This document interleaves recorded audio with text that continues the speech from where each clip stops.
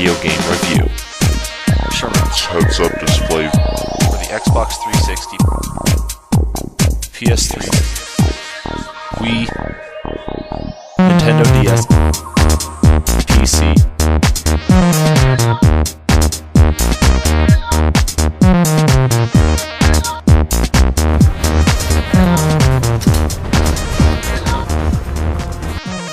You're listening to a Sherman's Heads-Up Display video game review.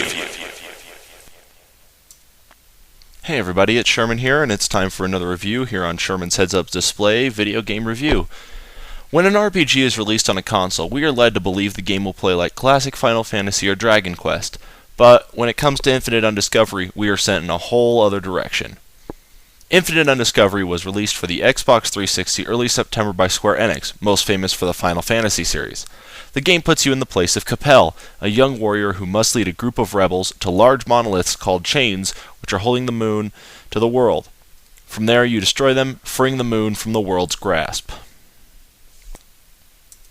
Let's get into the design and detail of the game.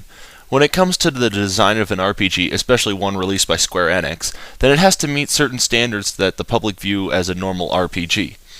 The graphics in the game are of a typical Square game, with your standard textures and coloring you would see in any Final Fantasy, so nothing really special.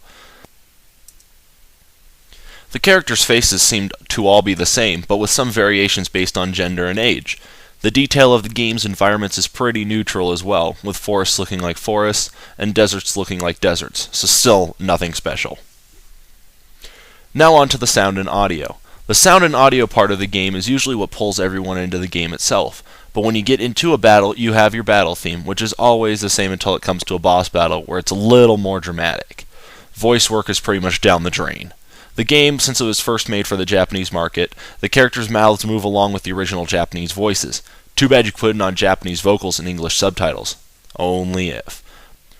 But the vocal work of the American artists is really well done, with no skipping or stuttering to notice, yet it still does not fit in with the mouth movement.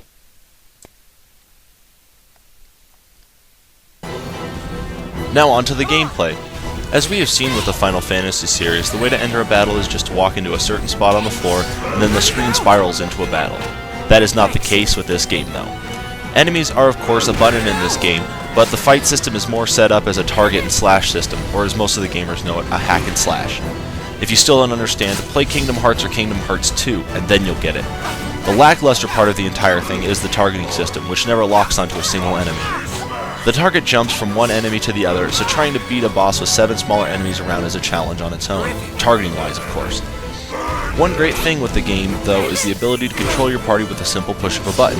Once the function is available, you can use any party member's abilities to your advantage. Plus, healing is added as a hotkey to your controller, so no digging through your bag to find that last potion. With your menu options as well, they seem scattered more than they should be. Plus, with the addition of combining objects to create better objects, the menu becomes worse. Final thought on the game.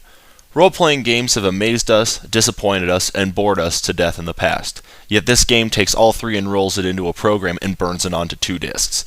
Infinite Undiscovery has the potential to be a better RPG, but for the sake of us, it's not a good one to play if you're used to playing the classic way we see with Final Fantasy. I would suggest this to a beginner RPG player or someone that wants to kill about 20 to 25 hours of downtime, but avoid this game if you're looking for a more classic-oriented RPG. Sherman's Heads-Up Display rating, 3.5 out of 5.